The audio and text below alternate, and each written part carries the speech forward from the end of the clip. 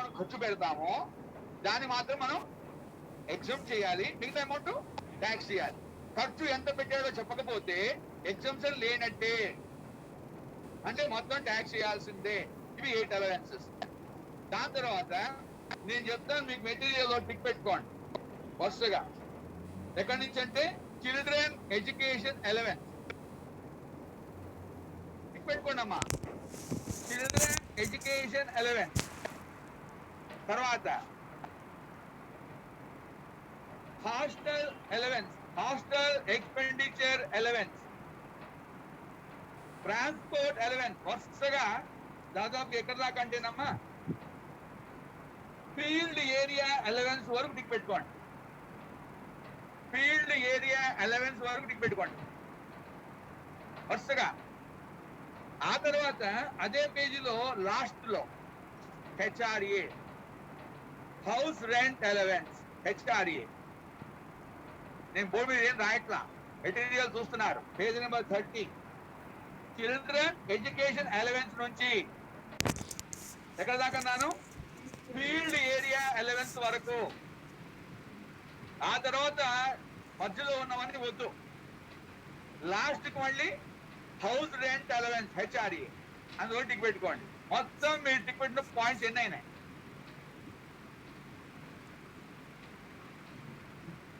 9 అయినాయి. సో ఈ 9 అలవెన్సెస్ ఏంట్రా అంటే, వాడు ఏదైతే అమౌంట్ అక్కడ చెప్పాడో అంతవరకు ఎగ్జామ్ చేసి మిగతాది ట్యాక్స్ చేయాలి. అమౌంట్ ఆఫ్ ఎగ్జామ్షన్ అనేది ఒక అమౌంట్ వాడి చెప్పేశాడు అనమాట. ఫర్ ఎగ్జాంపుల్ ఇప్పుడు ఈ చిల్డ్రన్ ఎడ్యుకేషన్ అలవెన్స్ అన్నాడు, ఏమంటాడు దానికి 100 per month per child, అలా మాక్సిమం 2 children అన్నాడుగా. చిల్డ్రన్ ఎడ్యుకేషన్ అలవెన్స్ ఎంత ఎగ్జామ్ చేయాలట? 100 per month per child. అలా ఎంతమంది చిల్డ్రన్ కి ఇవ్వాలా? Maximum 2 children. ఒక ఇంపార్టెంట్ పాయింట్, ఆ 2 children కూడా ఇండియాలో చదువుతూ ఉంటేనే. ఆ బహుశా మాట లేదనుకుంటా, అది రాయండి. ఫాలో అవుతున్నారా? అప్ టు మెటీరియల్ లో up to ₹100 per month per child is exempted అన్నాడు కదా. అక్కడ ఇఫ్ స్టడీయింగ్ ఇన్ ఇండియా అని రాసుకోండి. ఇఫ్ స్టడీయింగ్ ఇన్ ఇండియా అని రాసుకోవాలి. మాక్సిమం 2 children ఎటు చెప్పారు అక్కడ బ్రాకెట్ లో. అక్కడ లేనిది ఏంటంటే అంటే స్టడీయింగ్ ఇన్ ఇండియా అంటే ఎగ్జామ్షన్ పొందాలంటే ఆ చిల్డ్రన్ ఎక్కడ చదువుతూ ఉండాలి? ఇండియాలో చదువుతూ ఉండాలి. అంటే విదేశాల్లో చదువుతున్న స్టూడెంట్స్ కి ఆర్ చిల్డ్రన్ కి ఈ అలవెన్స్ వస్తే ఎగ్జామ్షన్ ఉండదు. సో ఈ మాట మీకు జ్ఞాపకం పెట్టుకోవాలి, బై హార్ట్ చేసుకోవాలి, అందులో ఎక్స్ప్లెనేషన్ ఏం లేదు. So children education allowance is exempted up to ₹100 per month per child, అట్లా maximum 2 children if they are studying in India. ఈ స్టడీయింగ్ ఇన్ ఇండియా అనే పదాలు లేవు కాబట్టి అది ఇంక్లూడ్ చేసుకోమని చెప్పాను. అట్లాగే రెండవది హాస్టల్ ఎక్స్పెండిచర్ అలవెన్స్.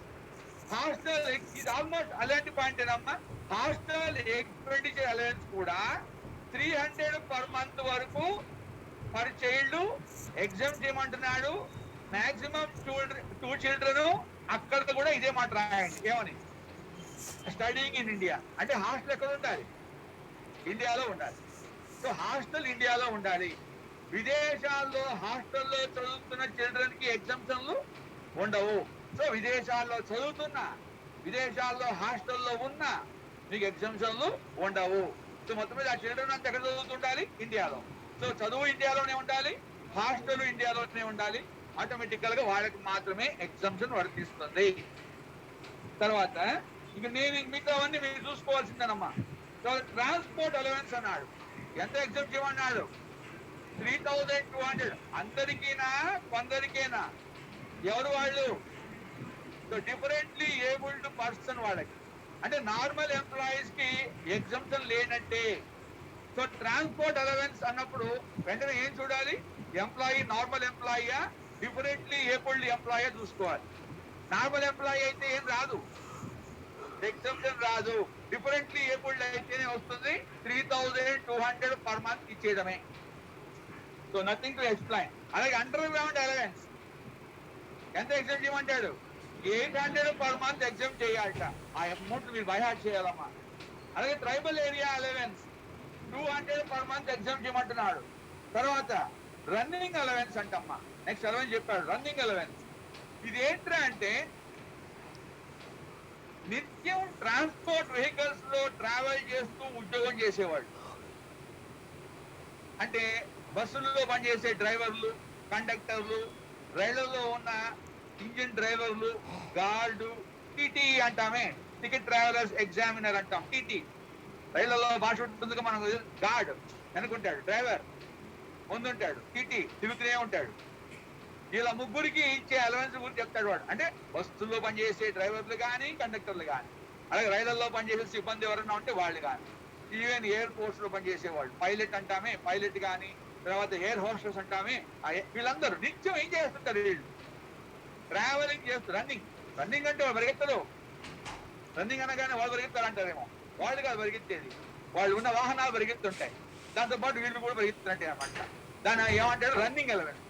అయితే ఒక ఇంపార్టెంట్ పాయింట్ ఏంటంటే రన్నింగ్ అలవెన్స్ తీసుకునేవాడు డైలీ అలవెన్స్ కూడా తీసుకుంటూ ఉంటే ఎగ్జంప్షన్ ఉండదు. అర్థమైందా? రన్నింగ్ అలవెన్స్ తీసుకుంటూ డైలీ అలవెన్స్ కూడా తీసుకుంటే ఎగ్జంప్షన్ ఉండదు. అంటే డైలీ అలవెన్స్ లేని వాడికే రన్నింగ్ అలవెన్స్ సంబంధించి ఎగ్జంప్షన్ ఇస్తారట.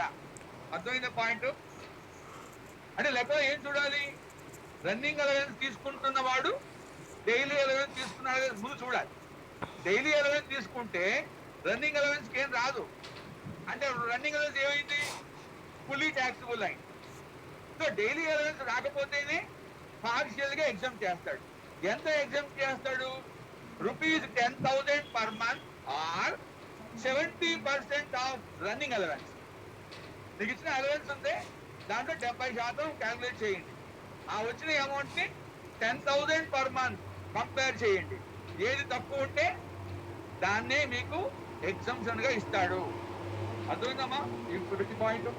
సో రన్నింగ్ అలవెన్స్ గురించి అది. మోడిఫైడ్ ఏరియా అలవెన్స్ అన్నాడు per month. Field area allowance అన్నాడు 2,600 పర్ మంత్. ఇంకా తర్వాత అలవెన్స్ అన్ని ఎందుకు వద్దన్నానంటే వాడు ఒక మినిమం మార్జిన్, మాక్సిమం మార్జిన్ చెప్పాడు. మీరు గమనిస్తే తర్వాత అలవెన్స్ ఏమన్నాడు? 300 నుంచి 7,000 దాకా. 300 ఎక్కడ? 300 నుంచి 7,000 దాకా మధ్య బోల్డ్ అమౌంట్ ఉంటాయి. Depending upon where you are providing services. అంటే నువ్వు ఇప్పుడు కాశ్మీర్ లో ఉంటే ఒక రూలు, నార్త్ ఈస్టర్న్ స్టేట్స్ అంటామే అక్కడ ఉంటే ఒక రూలు, తర్వాత ఇందా చెప్పుకున్నామే బార్డర్ ఏరియాస్, ఆ బార్డర్ ఏరియాలో ఉంటే ఒక రూలు. కాబట్టి అట్లా ఏరియాని బట్టి మారిపోతాయి అన్నమాట. ఏరియాని బట్టి మారిపోయే అంత నాలెడ్జ్ మీకు అనవసరం. అందుకే ఆ అలవెన్స్ వరకు వెళ్ళొద్దన్నా. ఇప్పుడు బోర్డు మీద ఉన్న చిల్డ్రన్ ఎడ్యుకేషన్ అలవెన్స్ కాశ్మీర్ లో ఉన్న వాడికి ఎంత ఇస్తాడు ఎగ్జామ్షన్? బోర్డు మీద రాసామే చిల్డ్రన్ ఎడ్యుకేషన్ అలవెన్స్ ₹100 నెలకి ఎగ్జామ్షన్. కాశ్మీర్ లో ఉంటే ఎంత? 100. విజయవాడలో ఉంటే ఎంత? 100.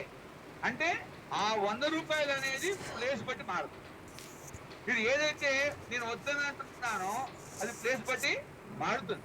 ప్లేస్ బట్టి మారే అలవెన్స్లు మీకు ఎగ్జామినేషన్ లో రావు, కాబట్టి వాటి జోలికి వెళ్ళక్కర్లా. అలాగే మరికొన్ని అలవెన్స్లు బ్రాకెట్ లో చెప్పాడు ఫర్ ఆర్మ్డ్ ఫోర్సెస్ ఓన్లీ. మీకు మళ్ళీ పరీక్షలో ఆర్మ్డ్ ఫోర్సెస్ లెక్కలు రావు. సో అక్కడేమో ప్లేస్ బట్టి మారే అలవెన్స్లు పరీక్షలో ఉండవన్నాను. ఆర్మ్డ్ ఫోర్సెస్ మీద లెక్క వేయాల్సిన అవసరం మీకు రాదు. అందుకే ఈ ఎగ్జామినేషన్ పాయింట్ ఆఫ్ వ్యూలో అవకాశం లేదు కాబట్టి ఆ అలవెన్స్ల జోలికి వెళ్ళమాకండి. చదివినా ప్రయోజనం లేదు కాబట్టి చదవమాక. 100% మీకు అవి పరీక్షలో రాని అలవెన్స్లు అవి, కాబట్టి అవక్కర్లా. ఇంకెటొచ్చి లాస్ట్ ఏంటి? House rent allowance. అది చూసుకోండి అమ్మా, అది ఉన్న వాటిల్లో కల్లా మోస్ట్ ఇంపార్టెంట్ అలవెన్స్. అది లేకుండా పరీక్షలో క్వశ్చన్ పేపర్ తయారు కాదు. సో మోస్ట్ ఇంపార్టెంట్ అలవెన్స్ ఉన్న అలవెన్స్ లో కల్లా HRA, house rent allowance. So దాని రూల్స్ బై హార్ట్ చేసుకోండి. అదైనా ఇదే మాట ఏంటి? అమౌంట్ ఆఫ్ ఎగ్జంప్షన్ తెలుసుకోవడమే. మనం ఇప్పుడు అంతా ఏం ప్రయత్నం చేస్తున్నాం? అమౌంట్ ఆఫ్ ఎగ్జంప్షన్ ఎంత వస్తుందో ప్రయత్నం చేస్తున్నాం అంతే. ఇప్పుడు అందులో భాగంగా ఈ హెచ్ఆర్ఏలో కూడా అమౌంట్ ఆఫ్ ఎగ్జంప్షన్ ఎంత, దానికి రూల్ చెప్పాడమ్మా. Rule 1 amount received. రూల్ 1 ఏంటి? Amount received. Rule 2 rent paid minus 10% of salary. Rule 3 మీరు ఏ ప్రాంతంలో రెంట్ కడుతున్నారో చూసి దాన్ని బట్టి మెట్రో ప్రాంతం అయితే మీరు రెంట్ కట్టేది మెట్రో ప్రాంతం అయితే 50% of salary. Non metro city అయితే 40% ఆఫ్ శాలరీ. విజయవాడ ఏమవుతుంది? హైదరాబాద్ ఏమవుతుంది? Non metro. నేను 2 సార్లు అడిగా అంటే మాట మార్చాలి అంతే, అందులో డౌట్ లేదు. మళ్ళీ రెండోసారి సునీల్ గారు అయితే రెండోసారి అడిగినా అదే చెప్పాలి. సునీల్ గారు 100 సార్లు చెప్పిస్తారు నీ చేత, నేను ఒకసారి చెప్తా, రెండోసారి మార్చాల్సిందే. అర్థమైందా? What is Hyderabad? ఎందుకంటే మెటీరియల్ లో ఉందమ్మా. మెటీరియల్ లో మెట్రో అని ఎవరిని అనాలి? ఢిల్లీ, ముంబై, చెన్నై, కోల్కతా.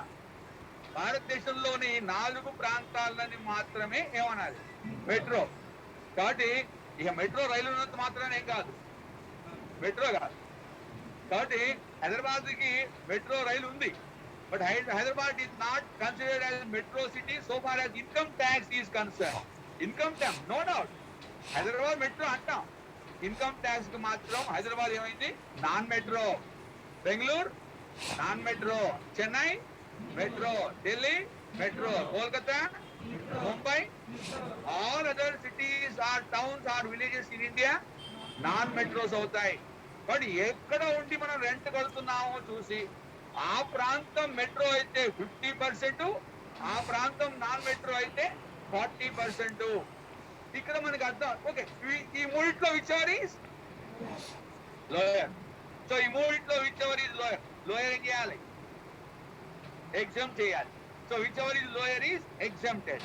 మరి ఇక్కడ మనకి శాలరీ అంటున్నాడు కదా, మళ్ళీ శాలరీ అన్న వెంటనే మళ్ళీ మనకి ఏం తెలియాలి? What is salary? ఏమేమి కలిపితే శాలరీ వస్తుంది? బేసిక్ పే, తర్వాత డిఏ గానీ డిపి గానీ farming part of salary, commission on turn over. ఈ రెగ్యులర్ మనం చదివేదేగా. మరి ఇట్లాంటి శాలరీలు ఎన్ని తీసుకోవాలి? ఏ నెల హెచ్ఆర్ఏ వస్తే ఆ నెల శాలరీ. అంటే మీకు ఏమర్థమైంది? మనకి హెచ్ఆర్ఏ వర్కింగ్ ఎలా వేయాలి? ప్రతి నెల వేయాలి. హెచ్ఆర్ఏ వర్కింగ్ ఎలా వేయాలి? ప్రతి నెల వేయాలి. ఎందుకని? ప్రతి నెల ఏం కావచ్చు? రెంట్ మారచ్చు, శాలరీ మారచ్చు, ఉన్న ప్రాంతం మారచ్చు. ఇప్పుడు ఈ నెల నువ్వు ఢిల్లీలో ఉన్నావు, నెక్స్ట్ మంత్ నువ్వు బెంగళూరుకి వచ్చావు అనుకో, ఢిల్లీలో ఉన్నప్పుడు ఏమన్నావు? మెట్రో అన్నావు. నెక్స్ట్ మంత్ బెంగళూరుకి వచ్చావనుకో నాన్ మెట్రో అవుతుంది. ఈ రోజేమో మనం 50 అన్నాడు, బెంగళూరు రాగానే 40 అంటాం. మరి శాలరీ మారచ్చు, మీరు కట్టే రెంట్ మారచ్చు. మరి ఇన్ని మార్పులు ఉన్నప్పుడు ప్రతి నెల ఏం చేయాలమ్మా? వర్కింగ్ వేసుకుంటూ పోవాలి. కాబట్టి మనం చెప్పే ఈ శాలరీ అనేది 1 month. So 1 month హెచ్ఆర్ఏకి 1 month salary కనుక్కొని ట్యాక్సిబుల్ అమౌంట్ కనుక్కోవాల్సిందే. రెండో నెల మళ్ళీ అమౌంట్ ఆఫ్ కనుక్కొని ట్యాక్సిబుల్ అమౌంట్ కనుక్కోవాలి.